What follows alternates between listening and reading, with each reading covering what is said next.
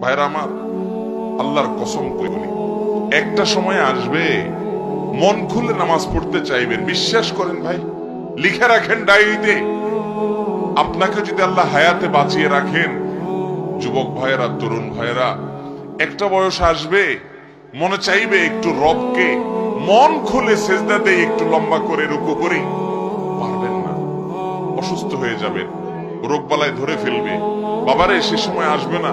বৃদ্ধ মুরব্বীদেরকে, চাচাদেরকে জিজ্ঞাসা করেন, চাইলেও ওযু ধরে রাখতে পারে না, নামাজ পড়তে পারে না, চাইলেও পারে না। একটা সময় আসবে চাইবেন, পারবেন না।